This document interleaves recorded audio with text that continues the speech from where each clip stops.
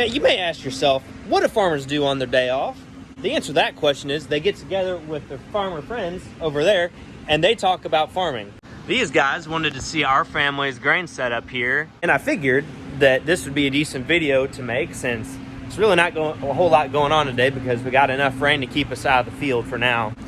So most importantly here at the grain facility, we've got a 2,000 bushel an hour dryer. Now when I say 2,000 bushels an hour, I mean it can dry 2,000 bushels of 20% corn down to 15.5 in an hour. And it's pretty tall, and it says Goldinger on the side of it, so that's pretty cool. And for a wet bin, we have a 27-foot bin that's 10 rings tall, and it's been stiffened too, and it feeds the dryer. And our leg, which is about 120 something feet tall, is fed from a drag, and it's an 8,500 bushel an hour leg, and it can move some corn. So this leg is tied into 4 bins. These two, that bin, and the wet bin.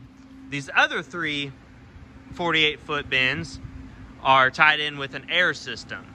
Pro tip for anyone wanting to put in a grain system, just put up another leg.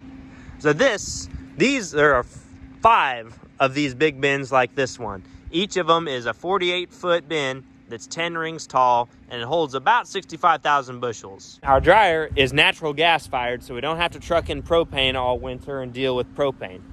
Did you see this marker here? That's a natural gas line, and we're hooked up to it. We've also got a 3,000 bushel overhead bin for dumping trucks, because it's pretty easy to just pull a semi under it, and then in like 5 minutes you're ready to go again, because it's just a gravity-fed hopper bottom bin. Just take that in. It's a whopper. Right? To drain water here from up off the hill, we just got a riser that's built into the concrete, and everything drains to that point, and then there's another one over in there, I think. This isn't actually mine. I don't own any of it, so I'm just going off of what I know. This is more my speed. 2 3,000 bushel bins. Just to give you an idea of how large this whole thing is, that's how big it is. I can't fit it all into one frame for the thumbnail.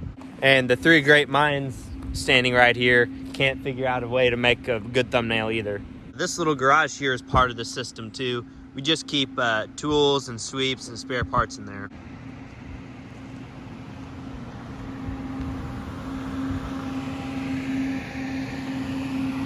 Things that we would do differently if we did this over again. Put up a second leg, because the air system is really, really loud and it's kind of slow compared to an actual leg. But this was less expensive, but we may have saved money in the long run if we had just put up another leg. And we would also maybe put it in a different place, because there's not a lot of room to expand, because there's a house right there and a hillside over there and another hillside right here. So there's really not a whole lot we can do if we wanted to put up more bins, other than maybe we could add another ring to the whole thing, or make it all taller and put stiffeners on it.